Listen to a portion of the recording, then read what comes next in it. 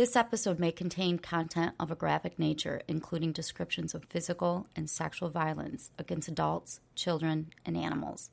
Listener discretion is advised. Hi, everyone. I'm Talia. And I'm Tanya. And together we are TNT Crimes and Consequences, a true crime podcast.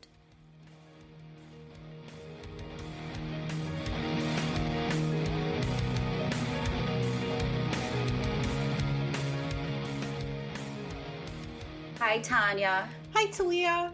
How are you? I am great today. I really feel like that's going to change. It always does when we record. This one is, how do I say it? This one is very high on the gruesome scale.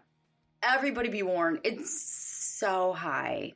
Remember I told you I was reading about a cult case and it was just too graphic for me to go on? Yes. Well, I did. It's this one? It's this one. Oh, no. I made it through it. Ooh, everybody buckle up. Oh, buckle up. Now, normally I don't like cults. That's just not my thing. But this was really interesting. I'd like to ask everybody to take 1 second to hit the little subscribe button. Okay, so I don't know if you know about a guy named James Paul Wickstrom. Have you ever heard of him? No. Okay, well, this story absolutely has to start with him. In the early 1980s, he ran for various political offices in Wisconsin, and he ran as an independent. He taught from the Bible, and he frequently advocated the mass murder of Jews, non-European Americans, homosexuals, drug addicts, and race traitors. Wow. In accordance with the beliefs of what's called the Christian identity movement. Do you know what that is? Nope. I feel good that I don't know. Yes, these are all correct answers. From what I can understand, the Christian identity movement, that's basically a group of white supremacists who interpret the Bible based on their white supremacy beliefs. This gives you an idea of who James Paul Wickstrom is. And He didn't win any of the political seats.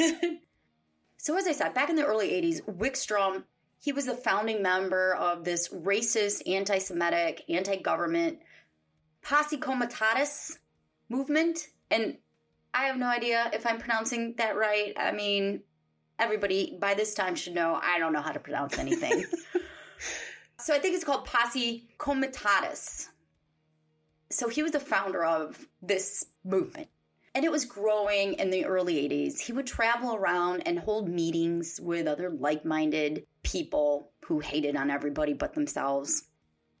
A posse comitatus is actually defined as a group summoned by the local sheriff to keep peace or enforce peace, hence the sheriff's posse.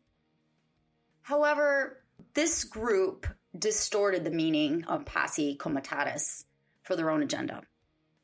In June of 1982, an unemployed 30-year-old livestock truck driver named Michael Ryan, he attended one of Wickstrom's meetings of the Posse Comitatus in Wisconsin. And then he attended another one of Wickstrom's Bible lectures in Hiawatha, Kansas. Eventually, Michael became basically Wickstrom's protege in Kansas. At one of the meetings, Wickstrom showed Michael what was called or known as the arm test. Have you heard of the arm test? No, I haven't. Well, this is how an arm test would go. Michael would face a group member who would extend his arm out at approximately a 90-degree angle from his body or her body. So it would be the member's body.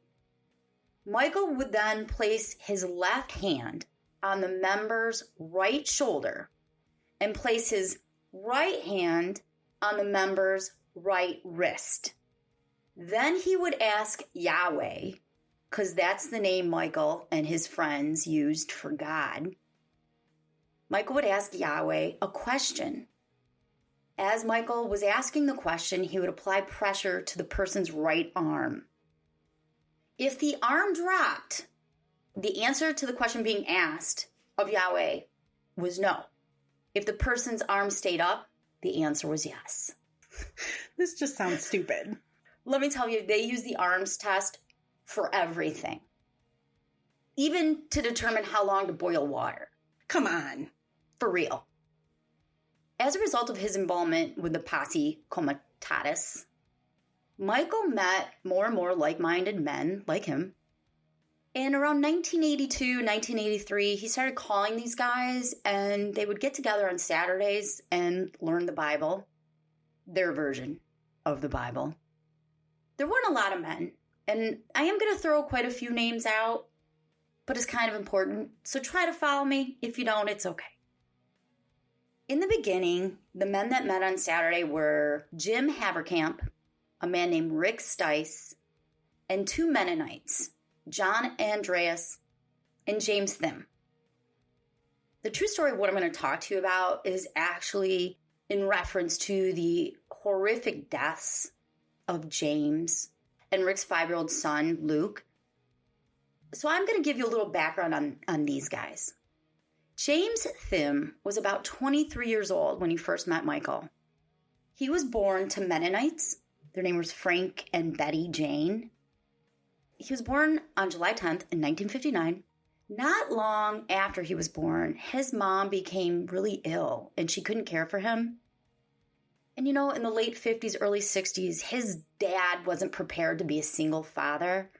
So James actually got placed with a couple named Carl and Hilda Schmidt. They were Mennonites too, and they fostered James. James's father continued to parent him, but more on the side. James was a very active member of the Beatrice Mennonite Church, and basically the church played a huge role in his life. However, after meeting Michael, the Mennonite church he went to became less important to him, and he started listening more and more to Michael's teachings. As I mentioned, another man that met on Saturdays, his name was Luke Stice. And Luke Stice wasn't always a posse comitatus kind of guy. He was once a loving husband to his wife, Sandra. She was his high school sweetheart, and together they had 3 children, Aura, Barry, and Lou. Rick and Sandra lived on an 80-acre hog farm in Rulo, Nebraska, and it was thriving. However, after a while, for some reason, the price of hogs went down. I don't know much about the hog market. And so Rick and Sandra had to kind of tighten their budget. One of the bills they cut out was health insurance. And a year later, Sandra got diagnosed with Hodgkin's disease. Desperate for a cure, Rick and Sandra began turning to faith healers in the hope of saving Sandra's life. They attended several of Wickstrom's perverse Bible studies, and that's how Rick met Michael. And you can see how Rick and his wife became desperate to believe in something that could potentially save her life. In April of 1983, Sandra died from her illness, and Rick sort of lost his way.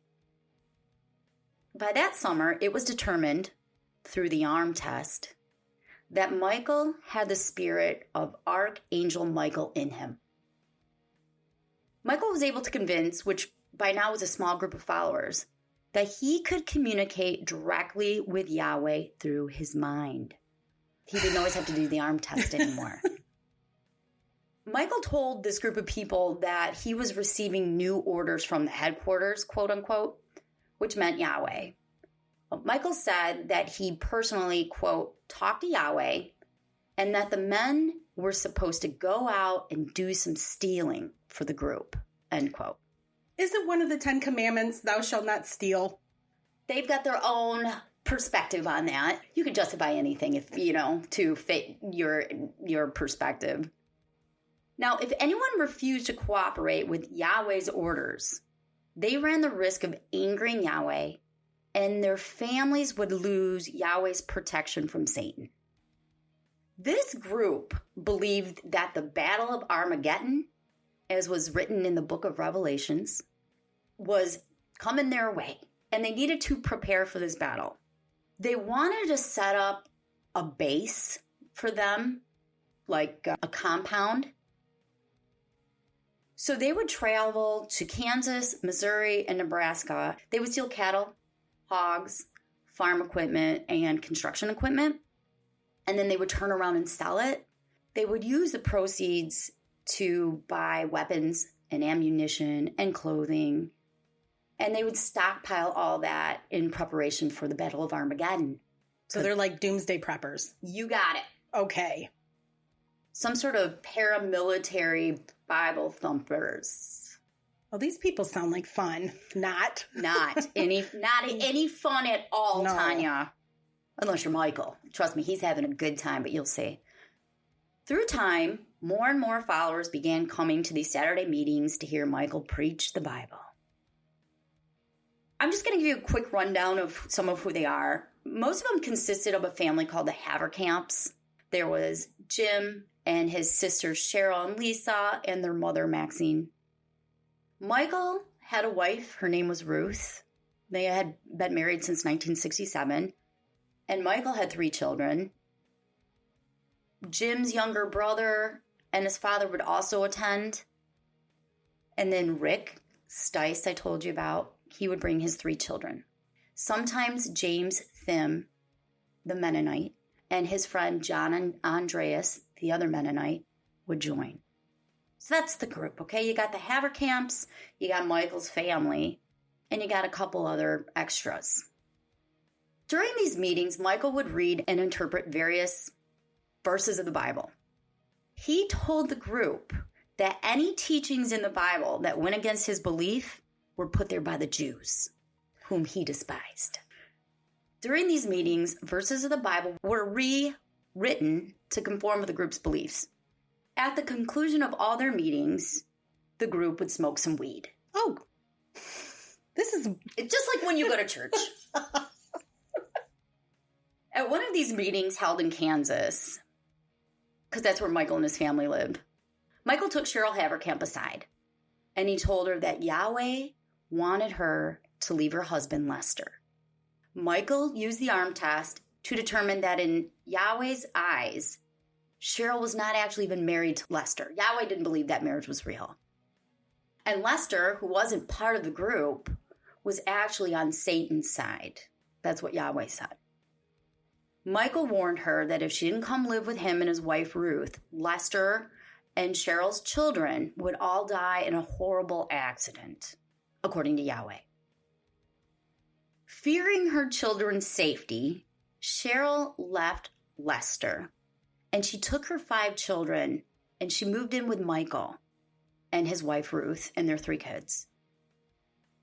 Lester had no idea where his wife went and where the children went. And this poor guy, he spent years, just so you know, distributing thousands of leaflets. He hired private investigators. He spent all of his money trying to find his kids. He eventually convinced a local county special prosecutor to issue a felony warrant against Cheryl. But if you can't find her, you can't serve her. In May of 1984, a cult wedding service was held with Rick Stice officiating, and Michael and Cheryl were married in Yahweh's eyes. So he's married to Ruth and to Cheryl? Yes. The special prosecutor that I told you about had gained a lot of evidence through Lester, Cheryl's husband, that there was some paramilitary activities forming. He couldn't find Cheryl, but he knew who Cheryl had been hanging out with, and somehow they were able to get some evidence, and he brought it to the FBI, and the FBI basically made a joke about it, and then they told the special prosecutor they don't do domestic cases. And Lester was desperately trying to tell people this is more than just a domestic case, and you'll see why he's saying that in a little bit. In June of 1984, Rick invited Michael. Now, Rick had this 80-acre hog farm in Rulo, Nebraska. Rick invited Michael and the rest of the group to come live with him on his hog farm. Michael determined through an arm test that that is what Yahweh wanted, so they all moved to the farm. During the summer of 84, Michael, Ruth, and their 3 children, one of their children was actually a 15-year-old boy named Dennis, Cheryl and her 5 children, and the group of Haverkamps moved to Rulo Farm. The Mennonite, James Thimm, he ended up being unable to find work where he was from, so he moved onto the farm too. At some point, Lisa Haverkamp, who was only 15, had a baby. Later on, 2 new followers joined the group and moved on the farm too. One of them was John Andreas, who was the Mennonite friend of James Thimm. And the other one was another Haverkamp. His name was Timothy. Timothy was 22 years old. He kind of got sucked into becoming a member because he graduated from high school. He started college. He didn't really like college, so he dropped out. He was living on a farm helping his dad. And he went to the Rulo farm, the hog farm, to see what the hell his cousins had been up to. And when he got there, Michael asked him if he could borrow his car. And he said, yeah. And Michael didn't return for 3 days. So Timothy is just stuck there. And during those 3 days, they convinced him, come stay. Because he had 5 family members there. So that's how he got sucked into the group. Now, just to summarize, this group consists of 7 adult men, 2 adult women, 1 teenage girl named Lisa, and 10 young children. Maxine Haverkamp, Cheryl's mom and Lisa's mom, she would come every 2 weeks and eventually married Michael too. Wow. So Michael is married to Cheryl. And her mom. And her mom. Eventually, Rick Stice married 15-year-old Lisa. The Rulo Farmstead was made up, as I said, of 80 acres. It had various barns, various sheds, and the living quarters were actually 2 trailers, the north trailer and the south trailer. Because Rick Stice had been determined by Yahweh to be a high priest, I don't know if I told you that, but he's a high priest. He got to have the north trailer with his 15-year-old wife, Lisa. The rest of the group somehow managed to squeeze into the other trailer. The men slept in a large room known as the barracks, and the women and children just slept in various spots in a trailer. After moving onto the farm, Michael did an arms test, and he ordered Rick to stop raising hogs because pork violates kosher law. That's Jewish, though. I'm so confused by that. I'm really confused, too. Rick complied. However, when the farm stopped raising hogs, they lost their only source of legitimate income. I was wondering about that. Like, how are they making money? But Stealing. yeah, oh, that's right. Okay. Stealing. By August of 1984, daily life on the farm was taking shape. The women would consult with Yahweh through the arms test in order to determine meal plans. As I said before, how long they should boil water for. And Michael would use the arms test to find out if any of the members of the group needed to fast or to do penance. Michael would assign tasks for everyone else to do throughout the whole day while he watched television. Nice. What a lazy ass. Everybody else is doing the work. When it was night, Michael would direct the men to go on these stealing raids, but he would never participate in them himself. Keep in mind, everything they did was in preparation for that Battle of Armageddon. The Battle of Armageddon was actually known as the Battle of the Wheat Fields. I didn't know that. I didn't either. And Michael noted that there were a lot of wheat fields near Rulo, so he concluded that Armageddon was going to happen right by them. What a coincidence he happens to be right where the battle's going to happen. Right. Michael gave each of the men a military title. Within a few months, they were all generals and had all gained 5-star general status. With the exception of Rick Stice, he had a 6-star general status and was a high priest. All of Michael's wives were referred to as queens. By the fall of 1984, the group had acquired over 75,000 rounds of ammunition and dozens of weapons, including fully automatic rifles. They had stockpiled seed, charcoal, and enough food to fill a room 20 feet by 35 feet long and wide. Things were going really well for the group until the end of 1984. With no income coming in from the hogs, Rick Stice wasn't able to pay his mortgage, and he soon was forced to sell the farm. The Haverkamps actually bought the farm from Rick, but Yahweh was still really mad at Rick. I don't know why. He was just mad. Okay. Just go with it. Yeah, I'm going with it. Yahweh told Michael that he believed Rick was having, quote, bad thoughts.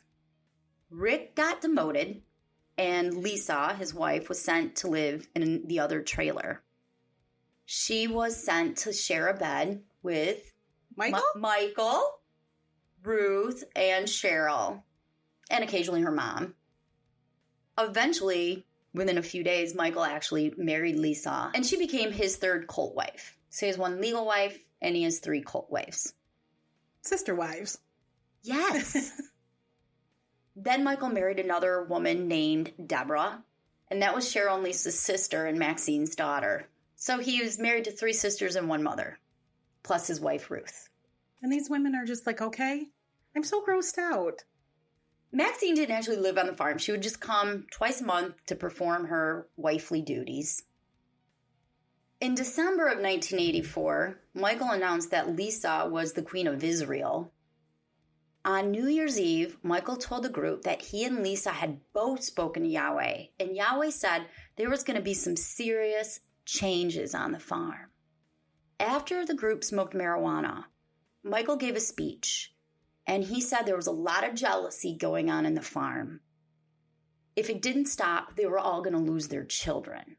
I don't know who's jealous of what. I'm assuming all the men are jealous of Michael because he's got... All the women? All the women, yes. He's got all the women. All of them. Yes, he's got all of them. At some point, there were a total of 25 people that were following Michael, but I don't know how many are following him right now. But Michael told everyone that each individual person had to make a decision on whether they were going to remain with the cult, of course he didn't call it cult, or they were going to leave the farm. Yahweh had indicated that anyone who elected to leave would burn in hell, and if they elected to stay, they had to stay forever. He said if anyone left, he was going to hunt them down and kill them. Not really a lot of choices there for you, right? No. Burn in hell, or I'll kill you, or you're trapped here forever. By the beginning of 1985, some of the Rulo group began expressing their doubts. During one Saturday Bible study, James Thimm, the Mennonite, stated he wasn't sure there was a Yahweh, and he didn't know if he believed the arm test. He wasn't the only one that questioned Michael and his teachings.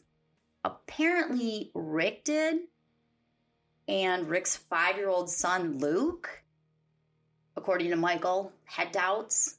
But with Luke, Michael said he could just read his thoughts. This didn't sit well with Michael or Yahweh. And let me tell you, things got really bad for James, Rick, and little Luke. Both James and Rick were demoted to slave status, and Luke was demoted to a dog status, or dog shit, he was called. Nice. And this is going to get really bad, Tanya. Oh. Sorry. It's okay. That's what I'm here for. That's what you're here for. I mean, it's really, really sad.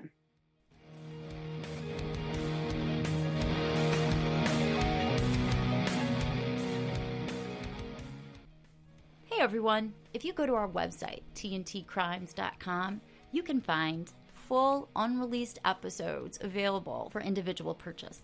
You can also join our membership where you get unlimited access to all of our unreleased episodes and early releases, mini episodes, and so many other awesome things. So go to tntcrimes.com, and thanks again for all your support.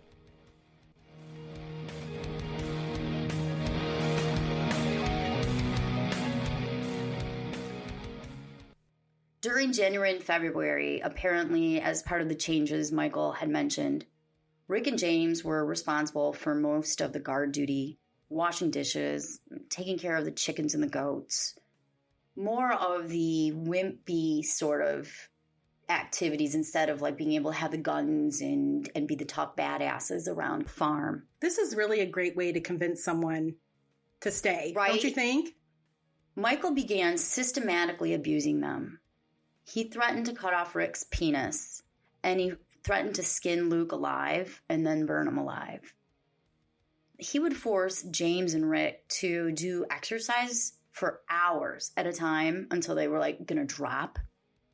His intentions were to completely degrade and humiliate them in front of everybody else. Michael treated Luke really horribly. He did it not so much to hurt Luke as to hurt Rick, his dad. And again, Luke was only 5. Michael put ashes from a cigarette in Luke's mouth. He would spit on him. He shot him in the arm.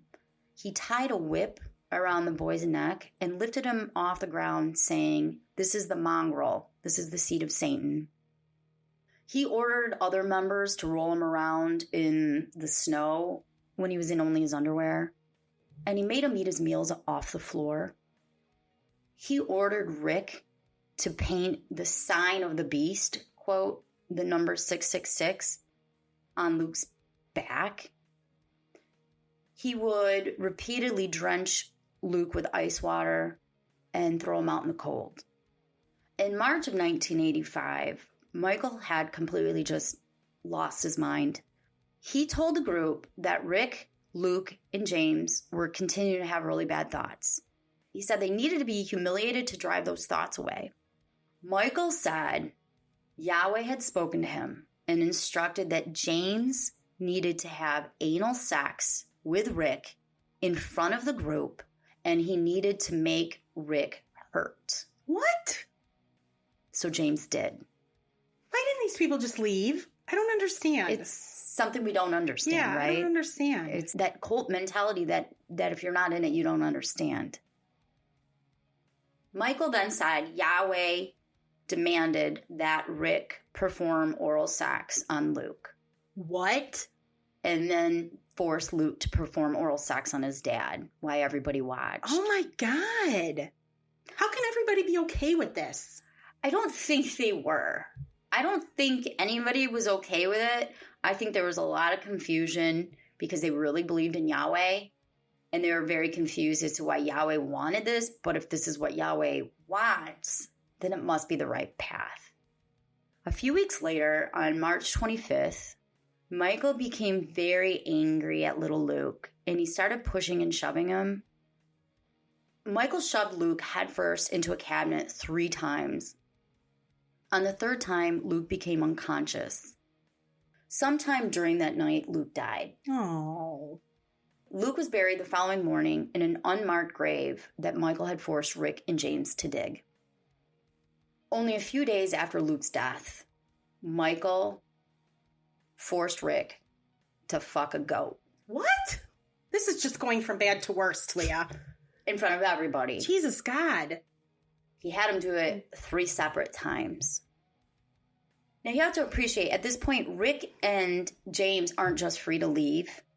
They are being watched by other members of the group. They're both pretty much hostages. Michael had ordered everybody to make sure that they didn't escape. Well, they probably were so afraid, too, that this was going to happen to them. Exactly. That being said, Michael and his teen bride, Lisa, the Queen of Israel, left for Kansas City to go on a honeymoon at the end of March. He left his 15 or 16-year-old son, I don't know how old he is at this point, Dennis, in charge, along with Timothy Haverkamp. He was the cousin that went to visit and his car got taken for 3 days. Those guys, 22 and 16, were left in charge.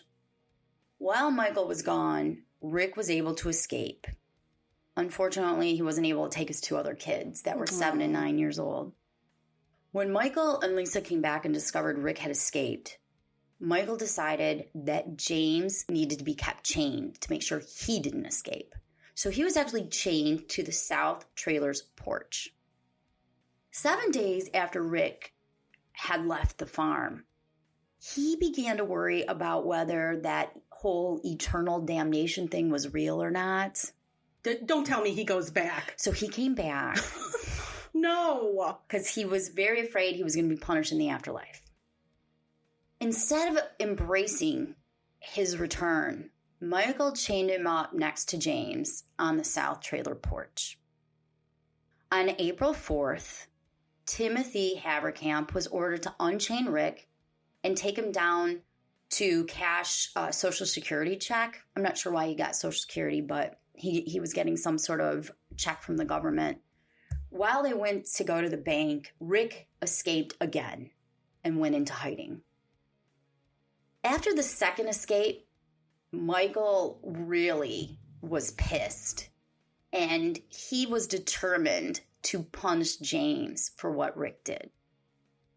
Michael would encourage the group to smoke weed and do target practice around the farm. So they would literally tend to get stoned and then just take their guns and just shoot around the farm. One day, Michael's son Dennis, accidentally while stoned, shot James in the face with a .22. It didn't kill him, and the group refused to allow him to get any treatment for it. After that, James was forced to be chained 24/7, basically, for the most part. Instead of having regular meals with the group, he was fed only small birds that the men would shoot throughout the day. Within a few weeks, James lost a lot of weight, and he began to look like, quote, a sickly old man. And this is going to get really bad. Oh, here we go.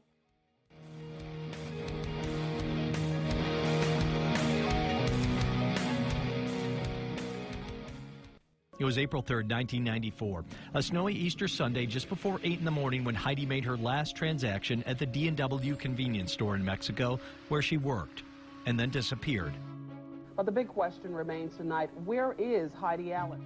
They said they grabbed her from behind the counter and dragged her out the door and threw her in the back of Michael Bohr's van. I do know Michael Bohr had a white van during.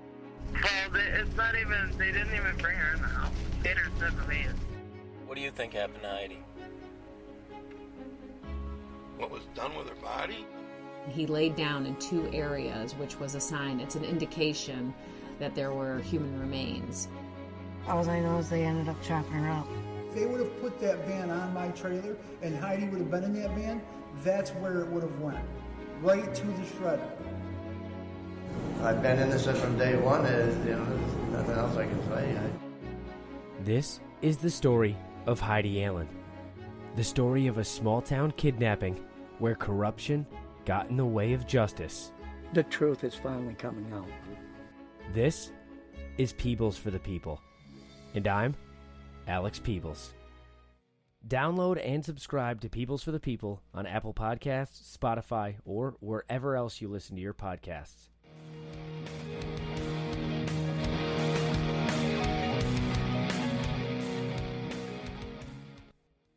In addition, he was now forced to have sex with a goat in front of everyone else. That poor goat, by the way, there's only one goat on that whole farm. No, it's the same goat. It's the same goat. On April 27th, the group cooked a wild turkey that ended up tasting really dry. Michael accused James of having put some sort of household cleaner on it in an attempt to poison the group, and he made James eat the turkey. However, James didn't get sick from it because James didn't poison it. James is pretty much chained. Michael decided to teach James a lesson, and he had each man take turns beating him. And then they forced him to have sex with the goat again. When they were done, they took James to an old barn that was used to confine hogs, and they chained him there for the night. Now, at this point, the adult men on the farm are Michael, 16-year-old Dennis, 22-year-old Timothy Haverkamp, his cousin Jim Haverkamp, and the Mennonite John Andreas. All those men took turns beating James. The next day, Michael sent John Andreas out to the hog pen with a bowl of granola to feed to James.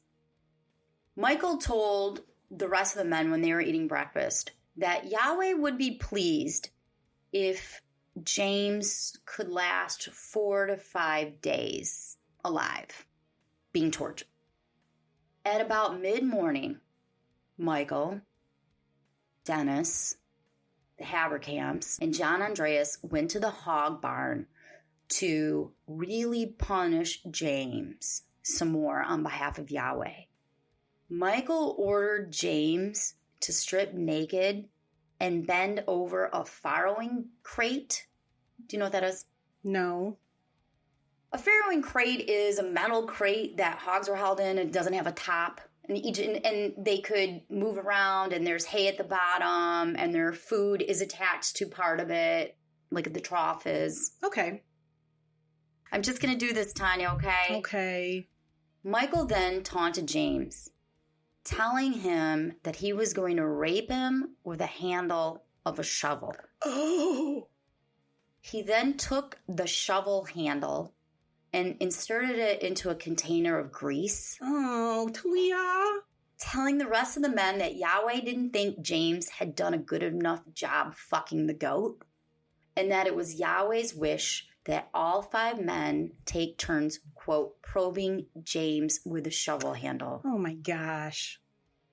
I'm horrified right now. Oh, well, just hang on. I just got to get through this, Tanya. Okay. The gruesome scale is so high right now. If you don't like gruesome, you're going to have to skip forward like 5 minutes. 5 minutes? Oh, God. This is brutal. It really makes you question humanity, but that's a whole nother topic. Michael then inserted the shovel handle about 5 or 6 inches into James's rectum and probed James for about 30 seconds. I don't know what it means to probe somebody exactly in this manner, but okay. When James wouldn't stop fidgeting and squirming around, Michael tied his arms to the farrowing crate with bale wire. Oh, that must have hurt also. Wire? Yeah, right? Michael then informed the men that Yahweh had talked to him and wanted the handle inserted between 8 to 10 inches into James. Someone went and got a tape measure. No. And they marked the shovel handle at 9 inches. Each of the remaining men then took turns probing James's rectum with the shovel handle. When Michael raped James again, he yelled out to James, "I ought to shove this thing up to your heart."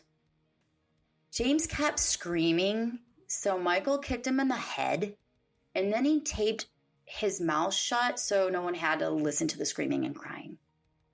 Later on that day, when they were done raping him, Michael forced James to sign over his car title to Timothy Haverkamp.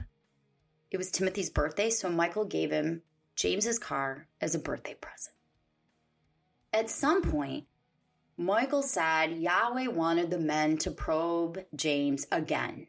So each man raped him again with the shovel handle. During the second round of probing, Michael forced the shovel handle 2 feet into James's rectum, rupturing his rectal wall. Oh. Michael decided that he had inserted it too far and that they needed to stop doing that. But they needed to keep punishing James. So he said instead of going longer, they were going to go wider.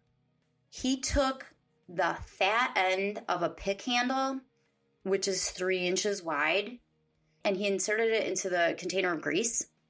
And then he inserted it into James's rectum about 3 inches. Oh, my God.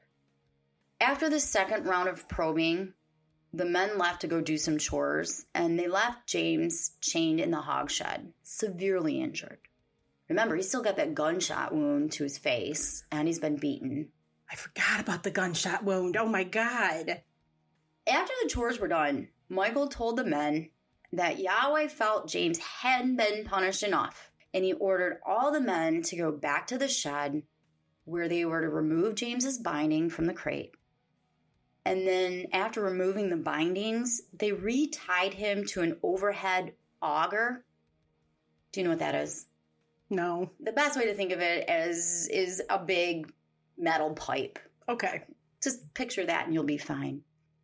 They tied his hands up to the overhead auger and I believe like hanged him by his wrists. Each of the men were ordered to give James 15 lashes with a leather whip on his back. Michael began the whipping, and with each lash he would call out one of the cult members' names. During this abuse, James cried out repeatedly, quote, "I'm sorry, Yahweh, please forgive me for what I've done. Please stop this, Yahweh, please." To which Michael cruelly replied, "Well, you don't need to worry about that because Yahweh's given up on you. You don't have any hope anymore." After the 75 lashings were done, James was untied. He was given a sleeping bag to lay in, and he was chained up in the hog shed for the rest of the night. The following morning, the group had breakfast together, as they always did. During breakfast, Michael told the men that James, he still wasn't punished enough. Are you kidding me? Well, because he's not dead, right? Exactly, right? That's exactly it. You can tell Michael's goal at this point has to be to kill him. Has to be. They all went to the hog shed, retied James to the overhead auger, and again gave him 15 lashes each with a leather belt. Once they were done whipping him, James was untied and he was forced to lay on his back. Ooh. Where all the whippings were. And at this point, he's at 150 whippings on his back. I'm sure he's cut open. Yeah, he has to be. He has to be. James was then once again tied to a pipe, and each of the 5 men took turns lashing at him once again with the whip, but this time they did it on his chest and stomach 15 times each for another 75 lashings. At this point, James couldn't even scream. All he could do was just moan. Michael told him if he didn't shut the fuck up, it would only get worse. To prove his point, he placed James's left hand, palm up, on a block of wood, and he tied it there. During the ordeal, James would moan for the most part. Every now and then, he would be able to spit out a sentence or two asking for forgiveness. The other men in the group, so you know Tanya, they were crying and freaking out. They didn't want to do it. They were very confused, emotionally drained, but were afraid if they didn't. So they did what they were told. While James's hand is tied palm up onto the block of wood, Michael grabbed a gun and he shot one of James's fingertips off with a pistol. Each of the 4 remaining men took turns shooting the rest of his fingers and thumb off. Oh, just when we thought it couldn't get any worse. It did. When they were done, they all went inside the trailer for lunch. During lunch, Michael told the group that Yahweh wanted James dead by that afternoon. Michael told John Andreas to go out in the field and find a good spot for a burial and to kind of clear out the area. He didn't tell him to dig a grave, but he told him go find something and make it accessible that will be good and hidden. He also told John Andreas that he needed to go in and say goodbye to James. He said, I know James is your friend. He's going to die, so now's your chance to say goodbye. John Andreas went into the hog shed and he spoke with James. James was barely alive.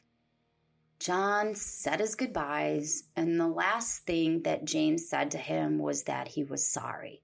Oh. John Andreas left, and all the men returned to the hog shed. Now, I'm going to warn you, Michael, once again, he is not done with James, okay? I am traumatized. It gets worse. And by the way, when Tanya laughs, this is a nervous laugh for her, okay? It is. I'm not laughing because it's funny at all. That is Tanya's I'm so uncomfortable laugh.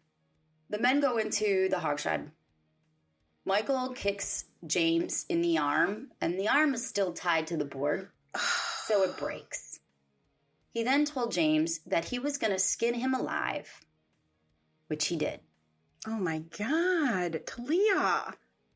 Michael grabbed a pair of yellow kitchen gloves and he put them on his hands. He got a razor blade and he made an incision into James's leg. Then he used a pair of pliers to pull off strips of James's skin. Oh my God. James was still alive, and Michael took the skin and he put it like in front of James's face and showed him his removed skin. This is so fucked up. I think this is worse than the Kansas City butcher, Talia. You think that until you listen to that, and then you're like, oh. Yeah, it's been a while. It's been a while. Michael then told 16-year-old Dennis to break one of James's legs. Dennis took a 2x4 board. He proceeded to strike James in the knee area, and it took a while. He had to do it quite a few times to break his leg. Michael told the men there was an easier way to break bones. He then placed a block of wood under James's leg and told Timothy Haverkamp to hit James's leg with a 2x4. Timothy did, and James's leg immediately snapped at the knee. Oh, my God. While James is near death, but still conscious, Michael bent down, got in his face, and asked him if he thought Yahweh meant business yet. To finish James off, Michael, who is a large man, he's 6'2", like 200-something pounds, he repeatedly stomped on James's chest with his cowboy boots, crushing him. He ordered Jim Haverkamp to go to the trailer and get a sleeping bag. By the time Jim returned, James was dead. Thank God, that poor man. Isn't that just so horrible, Tanya? That is so terrible. Like, he welcomed death, I'm sure. It's just, I'm so angry. And if there's an afterlife, I hope James is living a beautiful afterlife. Yeah, because by all accounts, he was a nice guy. So, I mean, he just got mixed up with the wrong people. James's clothes, along with his mutilated body, were placed in a sleeping bag and left in the hog shed. About 3 or 4 hours later, Michael told the men that Yahweh wanted a grave to be dug. He wanted it 6 feet long by 3 feet wide and 6 feet deep. He ordered the men to dig, and they did. They put his body in the grave, and then Michael ordered Timothy Haverkamp to shoot James in the head. So if anybody would ever find James's body, they would think it was some sort of execution. Oh, with all the broken bones. I don't even know why it would matter what anybody thinks. And no fingertips, and... I don't know why. I don't know.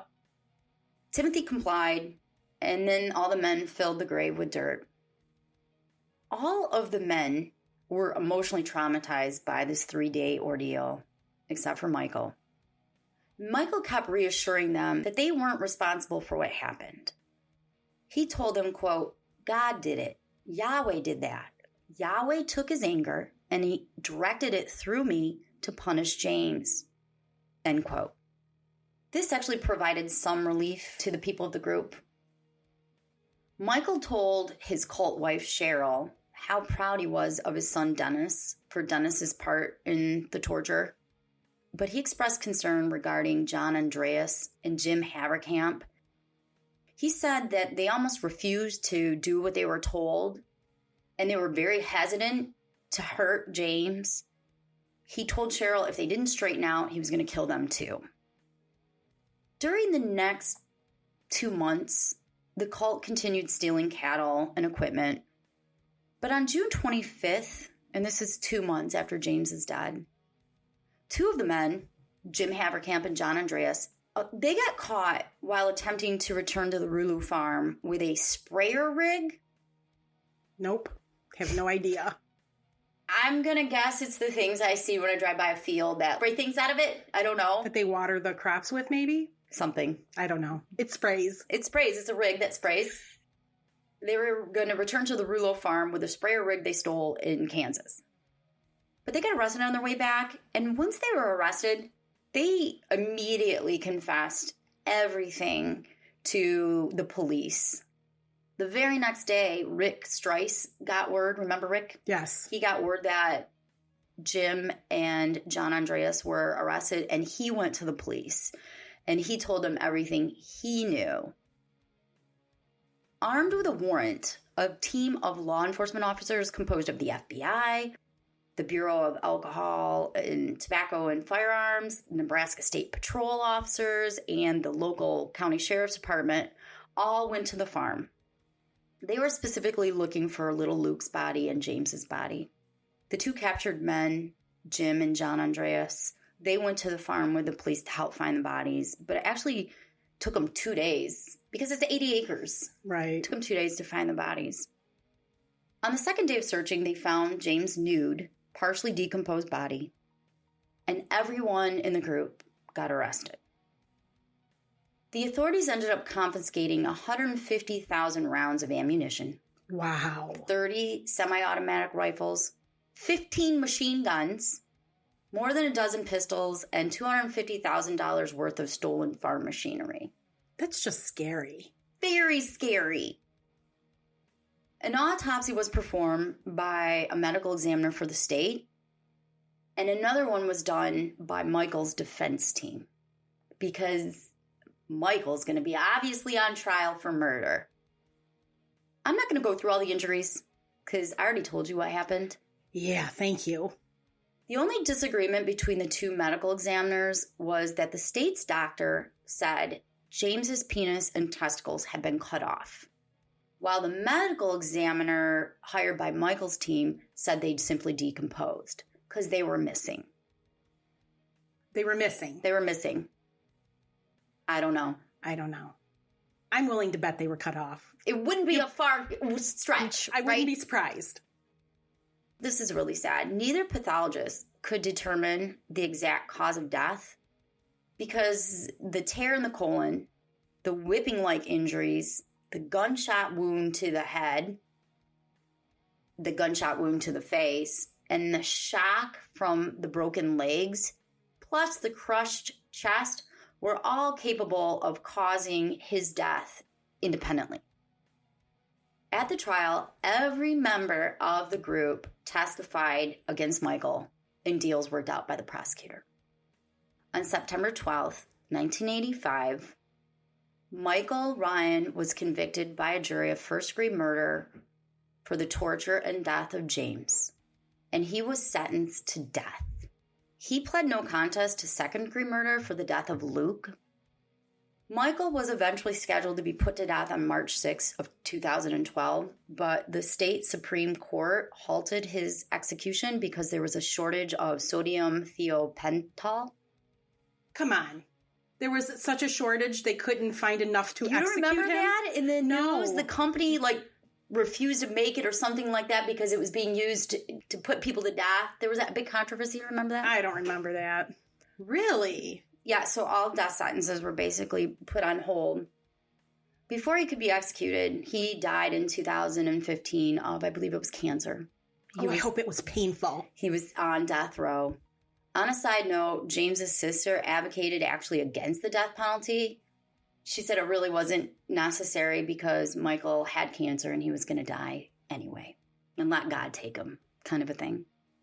Now, Timothy Haverkamp, you remember he's the cousin with the car taken from him for 3 days. He was released in 2009 after serving 23 years in prison. He was deemed to be an outstanding prisoner. And by all accounts, he takes responsibility for what he did. And he's turned out to be an upstanding citizen, productive member of society. And I mean, I read a lot of articles of people seem to really like him. Now, Dennis Ryan, the 16-year-old son of Michael, he was sentenced to life for second-degree murder, but in a strange twist of fate, that got overturned, and there was a second trial. He decided to plead guilty to manslaughter and assault, and he was released after 11 years. Jim Haverkamp, he pled guilty to assault, theft, carrying a concealed weapon, and he was sentenced to 1 to 26 years. He was released in 1998 after serving 13 years. And again, these guys got these lower sentences because they all testified against Michael. Yeah. And I don't think any of them would have ever done anything like this whatsoever if they weren't brainwashed, but still, they did do it. I mean, they did it, and it was awful.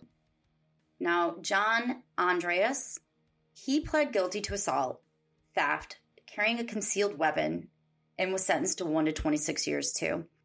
He was released in 1998 after 13 years also. Michael's wife, Ruth Ryan, his legal wife, I found an article in which she's quoted saying, "I was a coward. What can I say? It was just a horrible time." Rick Stice. Mm-hmm. The escapee. He moved far away. He lives his life kind of in hiding. I saw a story that one of his family members had given saying that where he grew up, in the area he grew up, everybody pretty much disowned him, and he moved very far away and has a completely different life than what he had. And he prefers to remain kind of living anonymously. Good news. Cheryl returned home with her 5 children to be with her husband, Lester. Lester took her back? Lester took her back. What a nice man. She testified against Michael at the trial, and she discussed how she was brainwashed into believing everything that Michael said. And you remember in the beginning I told you about James Paul Wickstrom? Yes. The posse comitatus guy? Yes. He went on to be a radio talk show host. Really? That's why I asked if you knew him. Wow. A Christian minister. He's known for his strong, right-winged opinions. He just died, so you know. He was intensely anti-communist, and he denounced those with whom he perceived to be communist, such as Barack Obama and Nelson Mandela. They were communists? They were to him?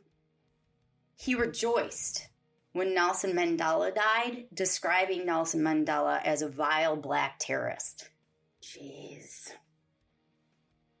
That's the story. That was heavy. What a horrifying story. Crazy. I'm glad you did it, though. Man. Oof. Yeah, and it's Friday at 4, so in about an hour you can go drink away all your memories of this. Seriously, man. Just so you know, I got my information from the court case.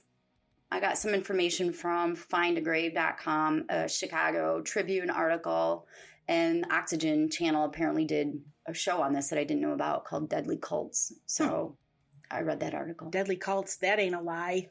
Damn. That is the episode for today. I want to thank every single person out there for listening. And if you haven't done so already, please subscribe. And I know, Tanya, you had some shout outs. We do have some shout outs. We have Jean. Thank you, Jean. Melissa M. Thank you, Melissa M. And Deborah W. Thank you, Deborah W. Thank you so much, our newest members. And don't forget to check out our social media, where you can find us on Instagram, Facebook, Twitter. You can go to our website, tntcrimes.com, and purchase online-only episodes. And when you become a member, you have access to all of our online episodes, past and future. And live episodes. Yes, we just did a live episode last week for members only. That was very fun. It was fun. I enjoyed that. So that's it. And you can become a member by either going to our website, tntcrimes.com, or you can go to patreon.com. And thank you. And thank you very much. Bye. Until next time. Bye. Bye.